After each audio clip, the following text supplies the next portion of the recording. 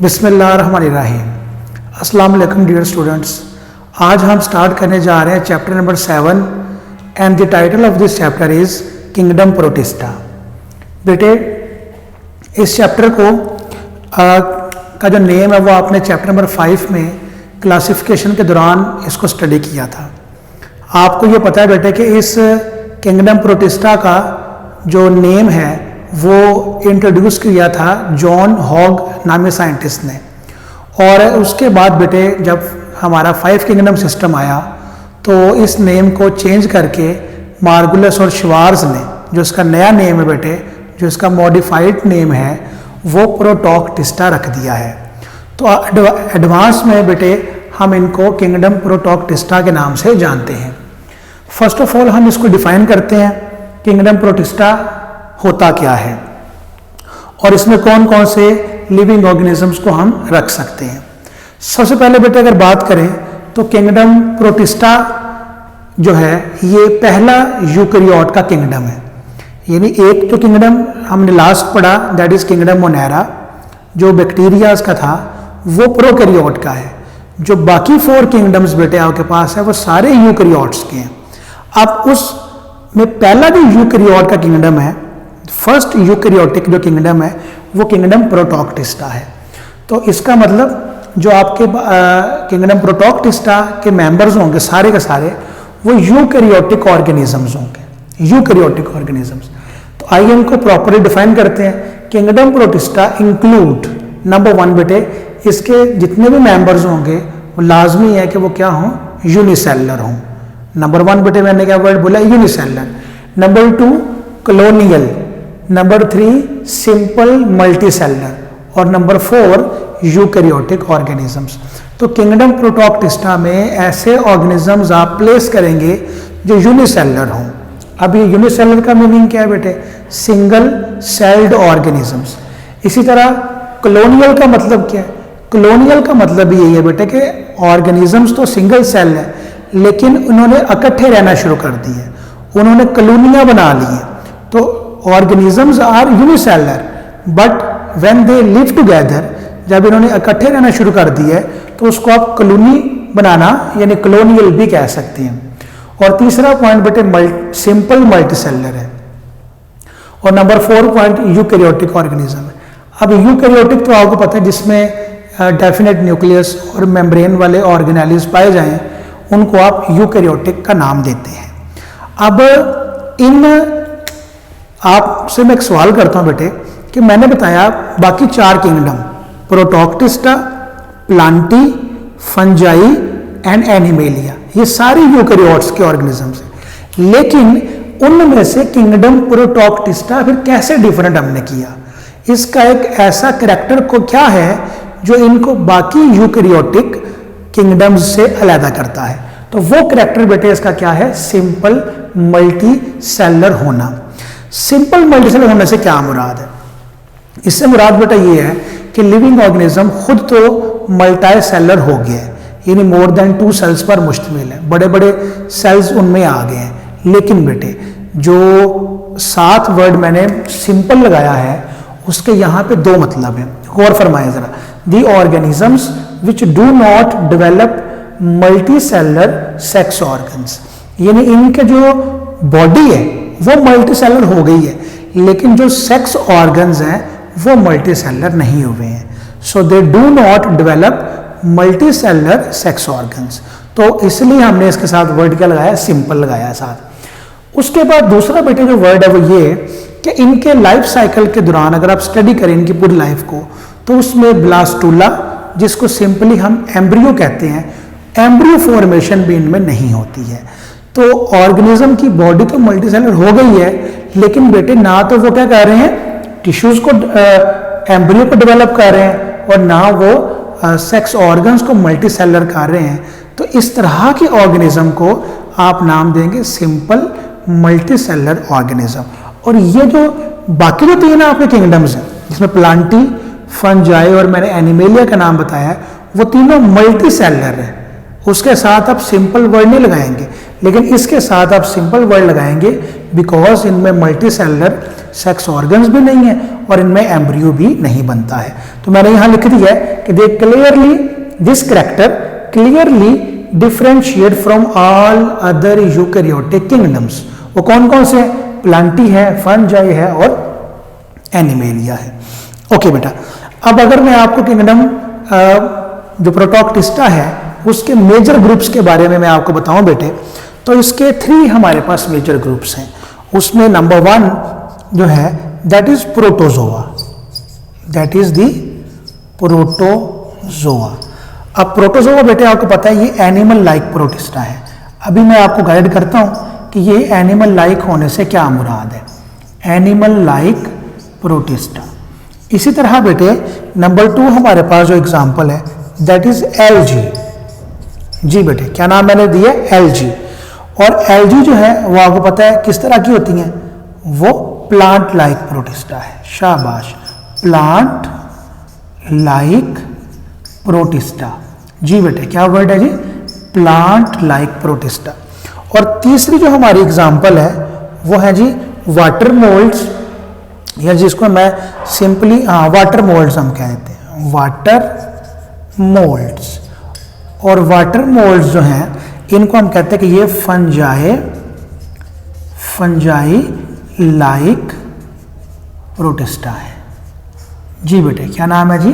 Fungi like protista. तो इसके अंदर आपने फंजाई लाइक प्रोटिस्टा भी रखे हैं इस किंगडम में, प्लांट लाइक ऑर्गेनिज्म भी रखे हैं और एनिमल लाइक ऑर्गेनिज्म भी रखे हैं। तो अब यहां से मैं नेक्स्ट पॉइंट आपको लेके जा रहा हूं कि ये क्या मतलब कि इसमें आपने प्लांट लाइक ऑर्गेनिज्म भी हैं, एनिमल लाइक भी हैं और फंजाई लाइक भी हैं। तो बेटे इस किंगडम को अंडरस्टैंड करने के लिए इसके लिए एक और टर्म भी हम यूज करते हैं कि this kingdom is also known as kingdom of exclusions. Kingdom of exclusions. Exclusion का बेटे मतलब कहता है निकाले गए, जैसे इंक्लूजन्स वर्ड होता है इंक्लूड करने से, शामिल करने से। एक्सक्लूजन्स क्या होता है? निकाले गए। यानी ऐसे ऑर्गेनिज्म जो ना तो किंगडम प्लांटी में फिट हो रहे थे, ना किंगडम एनिमेलिया में फिट हो रहे थे, ना किंगडम फंजाई में फिट हो रहे थे, तो उनको हमने वहां से निकाल के, उनको सबको वहां से निकाल के आपने कहाँ रख दिया है?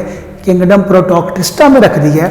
तो दैट्स वाई इसको हम किंगडम ऑफ एक्सक्लूजन्स भी कहते हैं। तो बताएं क्या इसमें कोई एक कैरेक्टर की ऑर्गेनिज्म है?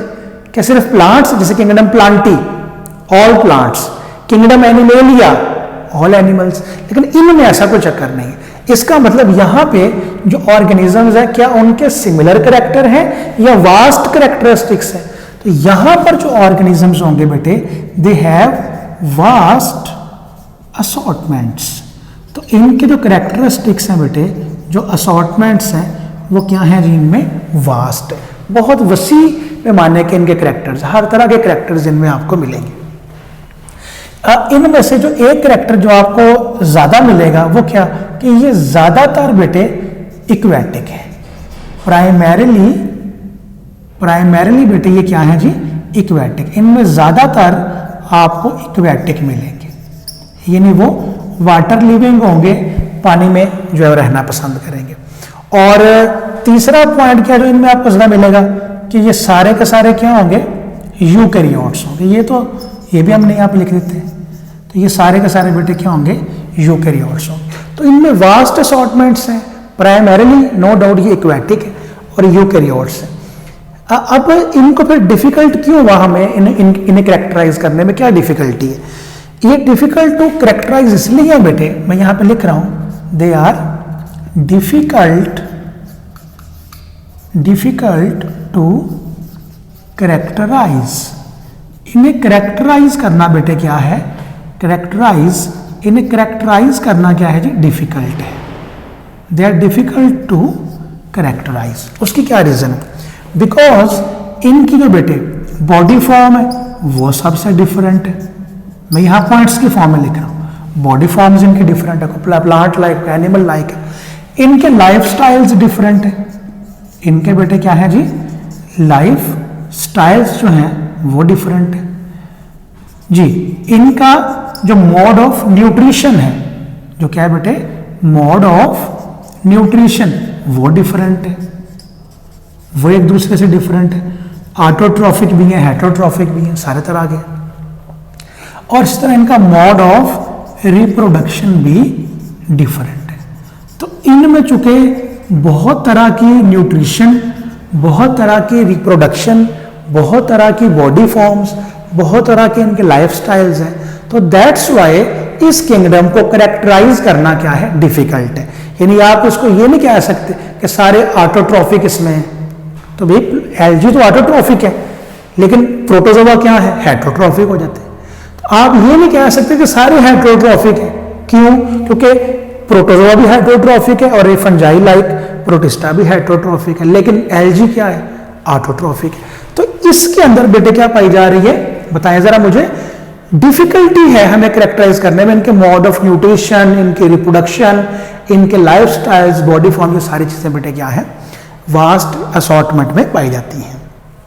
ओके, इसके अलावा थोड़ी सी मैं अगर आपको इसकी एवोल्यूशन के बारे में बताऊं, जिसको हम यूँ समझ लें कि इनको हमें अलग किंगडम में क्यों रखा गया, यानी need to create, need for separate kingdom, need for separate kingdom, उसके अंदर आपने जो बुक में नेक्स्ट पैराग्राफ में वो एक एवोल्यूशन के बारे में लिखा है, मैं आपको बताता हूँ बेटे। सबसे पहले दुनिया में जो ऑर्गेनिज्म आए हैं वो कौन से वाले हैं, वो प्रोकैरियोट्स, जिसको आपने लास्ट चैप्टर नंबर 6 में आपने स्टडी किया है। इस प्रोकैरियोट्स को आपने क्या नाम दिया था, मोनेरा का भी नाम दिया था जी। उसके बाद प्रोकैरियोट्स के बाद ये लिविंग ऑर्गेनिज्म इवॉल्व हुए और जो हमारे पास नेक्स्ट लेवल आया वो कौन सा था, वो यूकैरियोट्स का था। और यूकैरियोट्स में से जो पहला बेटा लेवल हमारे पास है वो कौन सा है, वो प्रोटिस्टा का है, प्रोटोक्टिस्टा का है, यूकैरियोटिक, इसको मैं यूं लिखूंगा, यूकैरियोटिक प्रोटिस्टा। ठीक है मेरे बेटे, ये आपके पास आ गया। अब यूकैरियोटिक प्रोटिस्टा में हमारी 3 एग्जांपल्स हैं, कौन कौन सी, जरा आपने मुझे बतानी है, अब रिवाइंड करें जरा इसको। नंबर 1 जी, कौन सी एग्जांपल है आपने बताई है, that is animal like protista, और उसका नाम क्या था, प्रोटोजोआ जी बेटे। इसी तरह आपके पास दूसरी एग्जांपल है, वो कौन से वाली है इसमें, दैट इज एलजी जी। और तीसरी इसकी जो एग्जांपल है वो कौन सी वाली है, that is the water moulds, जिनको मोल्ड्स हम कहते हैं, फफूंदियाँ, यानी जिस तरह उल्ली जिसे हम पंजाबी में कहते हैं, तो फंजाई जो इसे आप कह सकते हैं। अब ये जो हमारा ग्रुप है, ये वाला बेटे मैं इसको जरा अंडरलाइन कर रहा हूँ, दिस वन, ये जो सारा आपका ग्रुप है, ये वाला, ये देखिए दिस वन, ये है तो यूकैरियोट्स का, लेकिन ये प्रिमिटिव यूकैरियोट्स, नए बनने वाले यूकैरियोट्स। इनमें कुछ प्रोटोजोआ है, कुछ एलजी और कुछ वाटर मोल्ड्स। अब आप जरा देखें, प्रोटोजोआ से आपके पास कौन बन गया जी बेटे, कौन बन गया, किंगडम एनिमेलिया, यानी एनिमल्स बन गए। इसी तरह आपके पास जो एलजी है जी बेटे, ये इससे क्या बन गया, किंगडम प्लांटी बन गया। और इस तरह आपके पास जो वाटर मोल्ड्स हैं जी बेटे, वाटर मोल्ड्स जो हैं, उससे आपके पास क्या बन गया, किंगडम फंजाई जो है बन गया। तो आपने देखा कि हम अगर इन यूकैरियोटिक प्रोटिस्टा को सेपरेट किंगडम में ना रखें, सपोज करें, तो प्रोकैरियोट से डायरेक्ट आप एनिमेलिया, प्लांटी, फंजाई में जा ही नहीं सकते हैं। तो इसलिए, और इनके सारे कैरेक्टर्स भी आपस में मैच नहीं करते। अब फिर हम क्या करते हैं, हमने ये सोचा कि जितने भी एनिमेलिया में एडजस्ट नहीं होने वाले ऑर्गेनिज्म है वो भी आप यहाँ रखें, जितने प्लांटी में एडजस्ट होने वाले ऑर्गेनिज्म है वो भी आप यहाँ पे रख दें, जितने फंजाई में एडजस्ट नहीं होने वाले ऑर्गेनिज्म है उनको आप यहाँ पे रख दें। तो दैट्स वाई, चूंकि हमारी जो एवोल्यूशन है वो बता रही है कि एनिमेलिया कहाँ से इवॉल्व हुए, प्रोटोजोआ से, और प्रोटोजोआ असल में प्रोटिस्टा है, और वो कहाँ से इवॉल्व हुए, प्रोकैरियोट से। तो इस एवोल्यूशन के दौरान ये जो इंटरमीडिएट आपके पास एक लेवल था जो बड़ा कंफ्यूजिंग था और बड़ा ही हमारे लिए प्रॉब्लम क्रिएट कर रहा था, तो इसको हमने क्या कर दिया बेटे, एक अलग किंगडम में ऐड कर दिया। थोड़ा सा मैं आपको बता दूं बेटे कि इस चैप्टर में जो आपने पढ़ना है अकॉर्डिंग टू स्मार्ट सिलेबस, वो इसमें इंट्रोडक्शन पहले आपने देना है। और इस इंट्रोडक्शन में आपने ये देखें सारे के सारे जो ये पैराग्राफ्स जो पहले पेज पर लिखे हुए हैं उनको आपने स्टडी किया है। दूसरा बेटा ये है कि इस चैप्टर में आपको पता होगा कि जो बोर्ड की हमारी असेसमेंट स्कीम होती है जिसके मुताबिक आपका पेपर बनता है, तो चैप्टर नंबर 7 से सिर्फ शॉर्ट क्वेश्चंस आते हैं और एमसीक्यूज आते हैं, यानी लॉन्ग क्वेश्चन नहीं आता है इस चैप्टर से, जो प्रीवियस हमारा बोर्ड पैटर्न है। तो प्रीवियस बोर्ड पैटर्न के अकॉर्डिंग बेटा इस चैप्टर नंबर 7 से सिर्फ शॉर्ट क्वेश्चंस आएंगे, एमसीक्यूज आएंगे, लॉन्ग क्वेश्चंस नहीं आते हैं। लेकिन इसका ये मकसद नहीं है कि आपने इसको स्किप करना है और इसको इजी लेना है, नहीं बेटा, इसकी आपने भरपूर तैयारी करनी है। छोटे छोटे पॉइंट यानी शॉर्ट क्वेश्चंस के अकॉर्डिंग आपने इसको प्रिपेयर करना है। और दूसरा, ये जो स्टडी जितनी भी आप करेंगे इस चैप्टर को अकॉर्डिंग टू ALP या स्मार्ट सिलेबस आप स्टडी करेंगे। तो इसका जो पहला बेटा ग्रुप है उसका आगाज करते हैं, that is the animal like protista, जिसको आपने क्या नाम दिया है बेटे, प्रोटोजोआ का नाम दिया हुआ है। अब प्रोटोजोआ जो है वो हमारे पास इसके दो कैरेक्टर्स हैं। ज्यादातर ये जो ऑर्गेनिजम्स हैं बेटे, नंबर 1 प्रोटोजोआ के बारे में जो एनिमल लाइक प्रोटिस्टा है, ये बेटे यूनिसेलुलर है जी। क्या वर्ड मैंने बोला है, यूनिसेलुलर है। और नंबर 2 बेटे जो इसमें वर्ड है वो ये कि ये इंजेस्टिव हेट्रोट्रॉफ्स है। हमारे पास हेट्रोट्रॉफ्स दो तरह के होते हैं, एक बेटे एब्जॉर्प्टिव होते हैं, एब्जॉर्प्टिव आप पढ़ चुके हैं, फंजाई की तरह के जो होते हैं, और एक बेटे इंजेस्टिव होते हैं जो कि एनिमल की तरह के होते हैं। तो ये हमारे पास इंजेस्टिव हेट्रोट्रॉफ्स है। ये दो कैरेक्टर आपने प्रोटोजोआ के याद रखने हैं। प्रोटोजोआ में क्या है बेटे, एनिमल लाइक प्रोटिस्टा, जिसको हम यूनिसेलुलर और इंजेस्टिव हेट्रोट्रॉफ के नाम से इसके कैरेक्टराइज इसको कर सकते हैं। इसमें बेटे हमारे पास जो ग्रुप्स हैं उनमें पहला ग्रुप हमारे पास दैट इज द अमीबा, ये नंबर 1 ग्रुप है बेटे जी, अमीबा। अब अमीबा जो है ये हमारे प्रोटोजोआ का सबसे पहला ग्रुप है, सबसे पहली एग्जाम्पल है जिस टाइप को आपने यहाँ पे स्टडी करना है बेटे। इसमें आपने इस पूरे अमीबा को आपने जो कि शॉर्ट क्वेश्चंस के लिए ही आपने प्रिपेयर करना है, तो इसको मैंने 2 पॉइंट्स में कैटेगराइज किया है। सबसे पहला पॉइंट बेटे इसका है हैबिटेट का।